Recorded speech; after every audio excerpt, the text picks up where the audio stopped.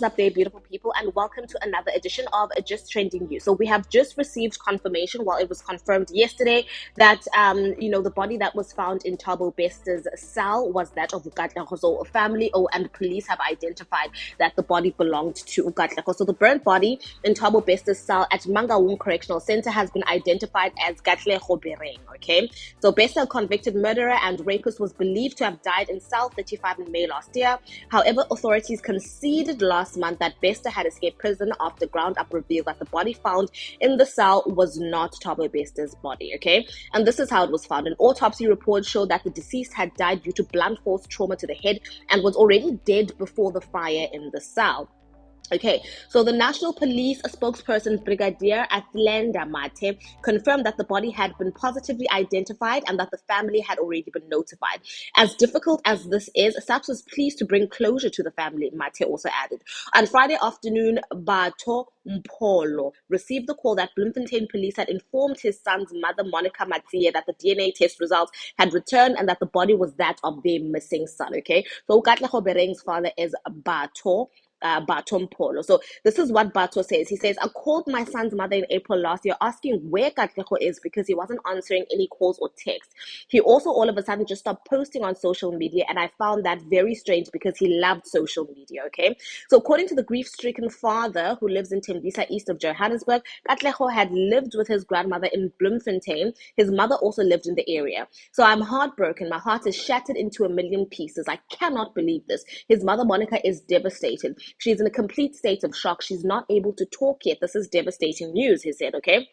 So Mpolo also added that he would be flying to Bloemfontein today, which is Sunday, to be with Monica, the baby mama, or Ukatlego's mother, and the rest of the family. So this is what he further said. He said, we have been asked to come see the body. Then we will be going to meet with police, who said they'd give us more information once we get there, Mpolo added, okay? So he recalls Matsi telling him that she had been asked to have DNA testing done as a body had been found, and police suspected it could be her son. So at the time, police did not tell us the DNA was for testing the body found in Thabo Besters' cell. It was only when we got results on Friday that it was discovered that that was the body of Katlego. And honestly, this is such a sad situation. Imagine as a parent that pain, the pain of not being able to bury your son, or your child with dignity, because these people weren't even aware that Katlego Bereng, which is their son, and the body that was found in Thabo Besters' cell, they weren't even aware that he had passed on, right? Because the father says that, he recalls last year in April calling Ukatlego's mother and asking Ukatlego's mother where Ukatlego was, because Ukatlego had stopped calling, had stopped posting on social media, all of these things that he used to do. So the father was already concerned from May last year. It could be that Katlego died in March. I think I saw some sort of a tweet or something like that, that Katlego was missing since March, So obviously Katlego was a John Doe, body that was not identified. Obviously you can't do a DNA testing on a body that you can't do a DNA test and you can't without a sample to test it too, right? So that's how some mortuaries then have these bodies, that are John Doe, that they don't know who these people are, so they can't contact the families, and that's when Dr. Nandipa allegedly, obviously because she hasn't been convicted yet, stepped in and stole this body. So she was specifically a predator in that she was looking for a body that had not been identified or a body that had not been claimed by family members, because she must have known that the chances of her getting caught were less. But obviously the devil works hard, but God works even harder, ladies and gentlemen, because here she is, she's been caught.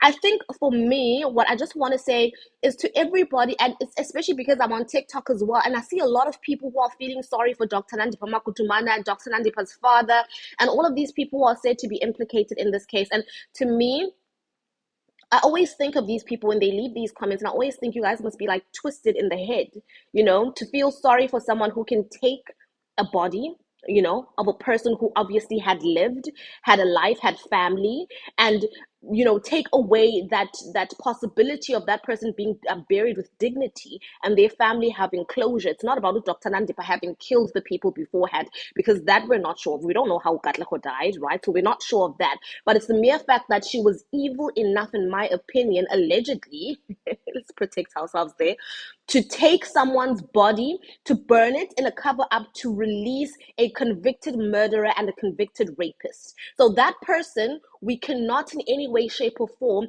exonerate her and try to make it seem as though she is a victim in all of this. Anytime I see comments of you guys trying to feel sorry for Dr. Nandipa, it makes me sick to the core, because what she did is inexcusable, okay? But anyways, ladies and gentlemen, condolences to the family, because obviously this to them is confirmation that their son is, deceased, because obviously they didn't know where their son was. And it's not only confirmation that their son is deceased, it's also confirmation that their son's body was used in a sick ploy, probably sold for a couple of thousands and used in a sick ploy to cover up a convicted murderer and rapist escape. But anyways, ladies and gentlemen, tell me what you think in the comments section, my darlings, and I will see you in my next